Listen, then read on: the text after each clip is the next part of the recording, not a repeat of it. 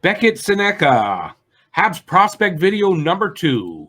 Hey everybody, I'm Rick. Welcome to Talking Habs, where you get your daily fix of Blue Blanc Rouge. All right, it's that time of the year for prospect videos. I've already done one on Tijagila, and right now we're going to do Beckett Sennecke. That is how it's pronounced. A very fast, late rising forward prospect for Montreal to consider. I think there's even a good chance that they may pick this guy. That's why he's going number 2 on my list. I'm going to tell you all about him, and hopefully you'll get to know a little bit more about Beckett Sennecke, a guy that Montreal could possibly seriously pick at the draft. Beckett Sennecke is the fastest rising forward prospect at this year's NHL draft. He's a prospect from the Oshawa Generals of the OHL. Sennecke has risen up the rankings after a strong regular season performance capped off with the playoffs in which he elevated his play and production with 22 points in 16 playoff games, going 10 goals and 12 assists.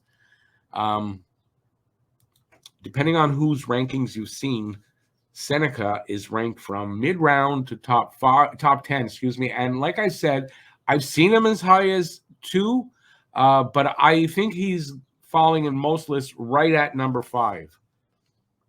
The question in this video is this: is Beckett Sennecke a possibility for Montreal at 5th overall?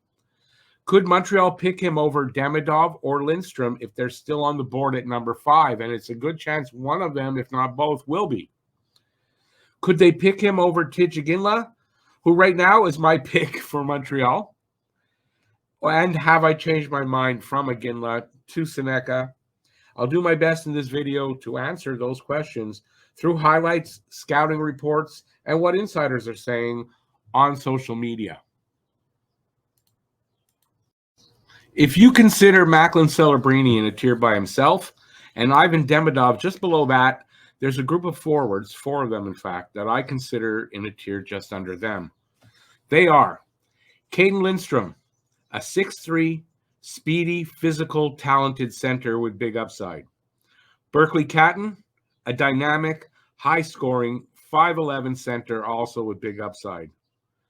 Tijagila, 6 feet, Jerome's kid, highly skilled, slippery left-wing center with huge upside as well. And Beckett Sennecke, a 6'4", and this is according to his coach, who says he's 6'2.5" and has to look up to Sennecke, who may be even over 6'4". He's a right wing with skill, skating, soft hands, his biggest asset, loaded with talent, and seemingly neck and neck with Iginla in the rankings, and certainly on Montreal's radar, as he is kind of similar to Iginla, certainly in terms of talent level and style of play that Montreal is looking for, in my opinion. Sennecke went from 5'10" to 6'4" in the last 2 years, and he's still getting used to his bigger frame on the ice. So when he finally gets it, as you can imagine, he'll be a force on the top 6. At 180-plus pounds, Sennecke is a bit lanky, but will undoubtedly put on like 15 to 25 pounds of muscle over the next few years. He'll provide the size Montreal is looking for in a top 6 that will have 2 or 3 players under 6 feet and the other 3 over 6 feet in Kirby Dach and Juraj Slafkovsky, both at 6'4", but Dach might be 6'3", or Slav might be 6, but I mean, that's big enough. So I've got a couple of scouting reports. I got them from a Hockey News article, and this is what they say. Sennecke oozes confidence and skill, and that's how he earned himself a spot as an honorable mention just outside of round 1. Sennecke is an absolute hound on the forecheck, where his motor will not stop until he gains possession of that puck. From there, he flashes elite ability with his hands and does a great job in small areas, weaving and stick handling through defenders, skates and sticks. He does a great job keeping pucks and plays alive off the wall by slipping through checks or dangling in a phone booth. Beckett's game continues to evolve at the hardest time of the year in the playoffs, averaging over a point per game. In time, he will add more weight and strength to his tall frame, which should result in more power and pushback in battle areas. For now, he's involved along the wall and using an active stick to his advantage. Outstanding release. Pucks are on and off his stick in a flash. massive threat to produce offense from the bumper position or weak side flank on the power play. On the rise, which is what he is, game continues to evolve. Combination of power and finesse as he matures. Elite element is offense. Defensive detail is also improving. Sennecke is a right shot, right winger, huge at 6'4", 180 plus pounds. And this is according to Elite Prospects. As you can see, other places he's listed at 175 or so. Last season, he produced in 63 games, 27 goals, 41 assists, 68 points. He was a plus 33. He stepped up in the playoffs with 10 goals, 12 assists, and 22 points in just 16 games. One of, if not the best player in the OHL playoffs this past season, has produced 123 points in 124 OHL regular season games and 23 points in 21 playoff games. Now, here's a little note as an aside. Suzuki and Caulfield and Doc all shoot right. So adding Sennecke might be too many right shots in the top six for the Habs' liking. But, I mean, if this guy is far and away better than everybody else when you're at that spot, I don't think that makes much of a difference. Of these four players, Lindstrom, Demidov, Iginla, Sennecke probably has the lowest floor, but also the highest ceiling, making for a little risk. Montreal can't miss with this pick, so that could go against him as well. Maybe. I don't think so, but it's something worth thinking about. So let's see what Sennecke brings to the ice. Skating. Sennecke is an excellent skater with a lengthy stride that allows him to pull away from defenders. He has the edge work and agility that allows him to dance around defenders and get to the net and work in tight spaces, and to create space to use his shot. Edge work and agility are a huge strength. His shot, a heavy wrist shot, a good one-timer, and a very quick release. Like I said earlier, the puck is on his stick and off in a flash. He could work on his accuracy, though, with his wrister. Physicality, compete. Doesn't always use his size to his advantage. He was more physical when he was 5'10", but should adjust once he's used to his bigger body. Doesn't always outmuscle guys to get his points, but what he does is use his skills. Skating, hockey IQ, and awareness, a great shot, passing, playmaking. Sometimes floats and can lack hustle or attention to detail defensively. That could be worked on. He shows up at crunch time. Stepping up your game when it matters most is an ability that is highly coveted in the NHL and checks a box for Montreal. Skills. Sennecke's best attributes are his silky smooth hands and his huge upside. An excellent puck handler with those soft, silky mitts. A creative play driver. So much of his offense flows through his soft hands. A high hockey IQ. Excellent vision and awareness. Processes the game quickly. His moves are calculated and thought out. Solid positionally in both the O zone and the D zone. Good anticipation. Always in the right place at the right time. Solid playmaker with good passing skills. Really good at drawing defenders in before making a play. Works the wall with skill and protects the puck really well. All right, so I've got these four reports, scouting reports, small ones from Cap Friendly done over the last year. And you can probably see some of his progress through here. So these are available on Cap Friendly.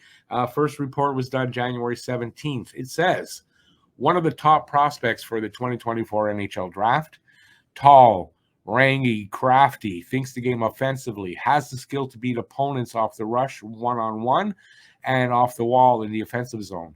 Goes to the net, finds pucks around the crease. Equal parts shooter, playmaker. Primary ice time comes at extra skater, power play, 4-on-4 at the junior level. Substantial room to add more strength to his frame. His overall impact will find another level when he adds more weight. 3-zone awareness and commitment is much improved year over year. The next one was done just a week later A tall, lean, skilled forward who is sneaky, making plays in tight quarters for his stature. Element is offense. Off the rush, he uses the full width of the ice to bring checks towards him and has the speed to slide down the wall and open up lanes to the net. Adequate pushback, not easy to defend due to his length, shielding opponents. Due to his length, I guess stick length. Shielding opponents, he protects the puck well. Has time to add more strength and weight. Equal parts shooter, distributor. Committed to his craft. Top 6 NHL forward is possible. This one was from just March 29th. Sennecke elevated his game to another level in the second half of the season when he was tasked with hard matchups versus top-end teams in the OHL. He produced 27 goals and 41 assists overall for the Generals in regular season and was deployed in all situations. Sennecke is tall and long, but his ability to corral pucks in traffic, makes plays in small areas, is an element a lot of players his height don't possess. Projects as a top 6 NHL forward who will bring a combination of skill and size once fully matured physically, which he's almost there. Then the last one here was done April 2nd. So Beckett's game continues to evolve at the hardest time of the year in the playoffs, averaging over a point per game. In time, he will add more weight and strength to his tall frame, which should result in more power and pushback in battle areas. For now, he's involved along the wall and using an active stick to his advantage. Outstanding release. Pucks are on and off his stick in a flash, massive threat to produce offense from the bumper position or weak side flank on the power play. On the rise, game continues to evolve, combination of power and finesse as he matures. Element is offense, defensive detail is also improving. As you could tell, that's a repeat from an earlier one that I read.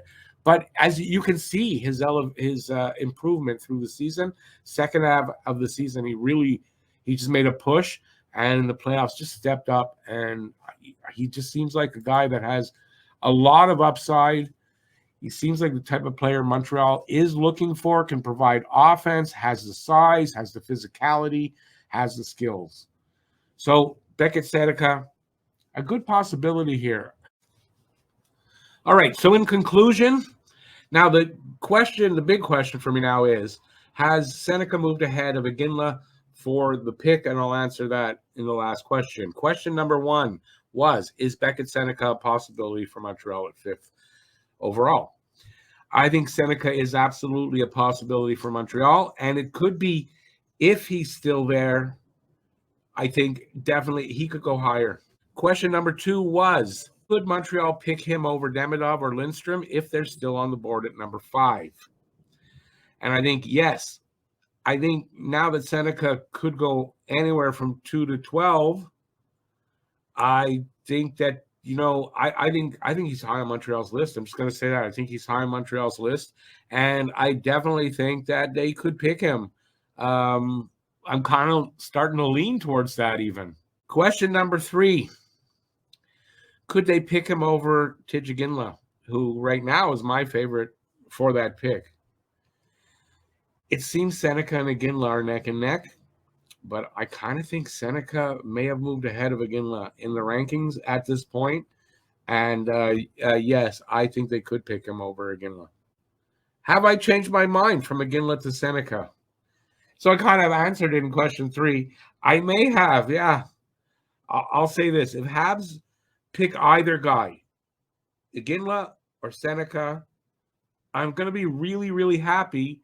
But also, if they pick Demidov or Lindstrom, it's not like I'm going to be, oh, why did they do that? I'll be happy with whoever they pick. My preference right now is either Iginla or Sennecke. I'm leaning towards Sennecke at this point. So let me know what you think of Beckett Sennecke in the comment section there. And yeah, what do you think? Do you think Montreal could pick him? How do you feel about Sennecke?